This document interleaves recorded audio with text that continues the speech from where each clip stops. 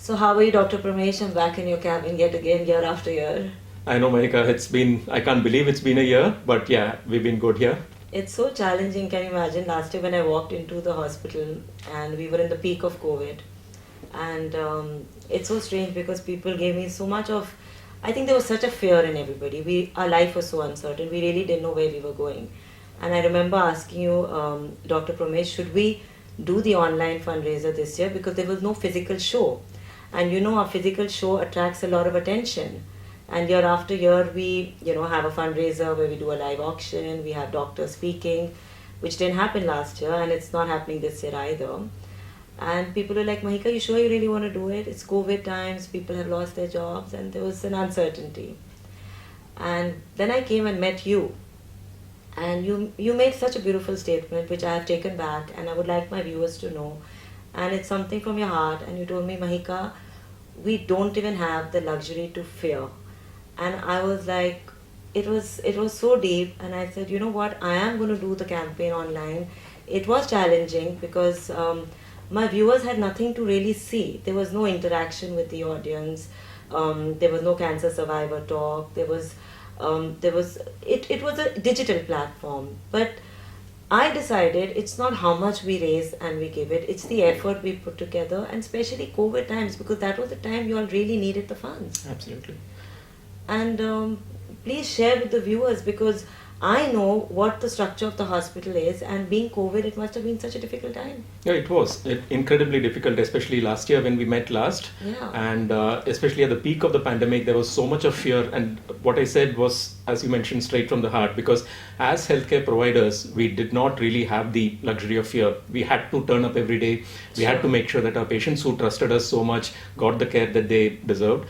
So we never shut down even for a single day. So that's something that we were able to offer our patients, that we continued with the cancer care. And in addition to that, we also were a referral hospital for cancer patients who developed COVID.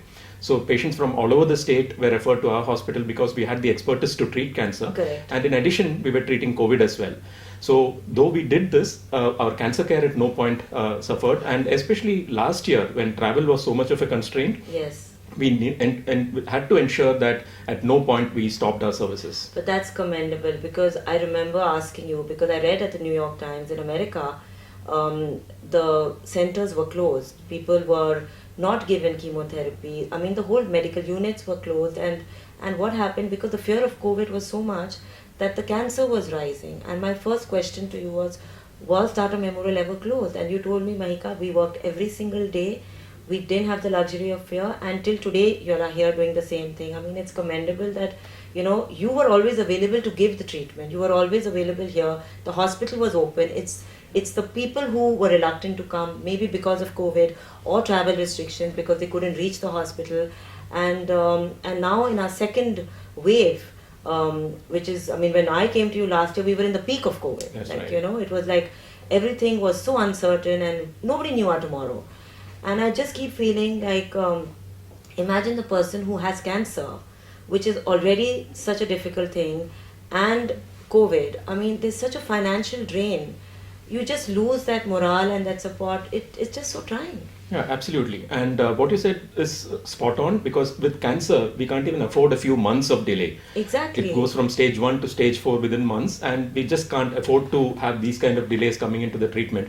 And at that point, when patients are unable to afford their treatment, maybe because they've lost their jobs, and head and neck cancer patients whom you support with the foundation are typically from a very low socioeconomic status, and this fund which we are able to generate for them helps them reach their treatment goals without much difficulty. So I think that's extremely important to understand that we just can't afford to wait. Yeah, and I also read that chemotherapy does come in the way of a survival of a COVID patient. So that risk, did you feel that structure over here, that people were hesitant to get treated because of COVID? So there was some level of hesitancy, especially at the peak of the first wave. I think it was less during the second wave, because by then we knew a little more about how to treat there was COVID. More analysis about it. But certainly what you said is right. Patients with cancer who develop COVID have a higher mortality because of COVID than a normal person. But that's something we always knew, and this is something we factor into our treatment plans as well.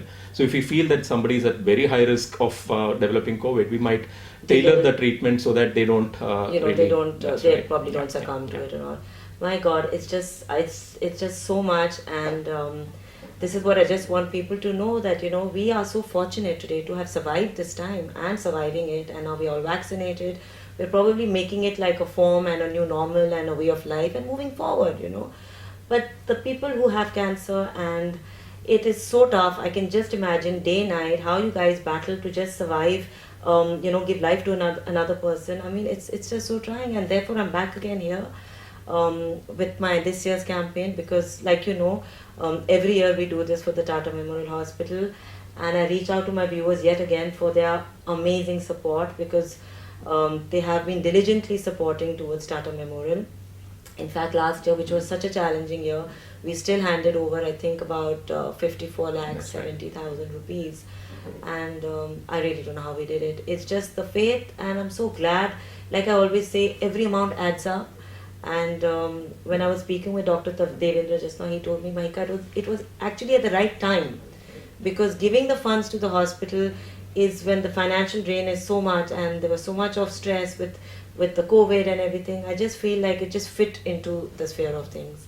And I'm hoping this year we can achieve and help and do much more for your cancer patients at the Tata Memorial Hospital. Thank you so much, Mahika. I think, as you said earlier, we were focusing more on providing the voice prosthesis. And Yes. as you know, for someone who's not literate, taking away their voice from them, which is one of the treatments for throat cancer, Right. effectively renders them completely unemployable if it wasn't for the Absolutely. support that the voice prosthesis is able to. So giving the gift of voice to a patient is something that's so beautiful.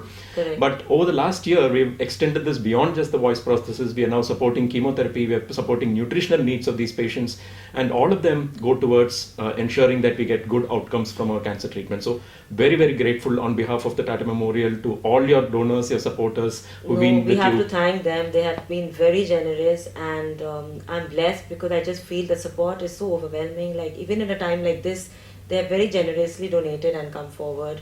And I remember last time when I left the hospital, you told me every person now from MCAN leaves with a voice, and we have put a voice box on them. And now every patient goes with a chemotherapy. At least the treatment is complete, Correct. which otherwise the treatment was not being completed because of lack of funds. So I feel we've reached somewhere. At least we have tried. Now, depending on the stage of cancer or the palliative care, at least we know that they have completed their treatment. So it is so reassuring that we have from our side done our best. The funds have been given to them, and I'm very grateful to my audience, and thank you so much for this really huge support, because you have no idea how many people have been cured and treated, and they yet need your support. So please, even this year, we reach out to you, and I'm doing a digital campaign online as well, hoping that next year we can have a proper forum and have the interaction with you all. But please donate to Tata Memorial Hospital. The funds go directly towards the hospital. You can just send me a check under the name of Tata Memorial Hospital Head and Neck account. And thank you so much for your generosity year after year. It really means a lot to us. Thank you so much, Mahika. And I'd like to take this opportunity on behalf of our patients of Tata Memorial Hospital to all your supporters who've been so generous with their support over the years. Thank you very much.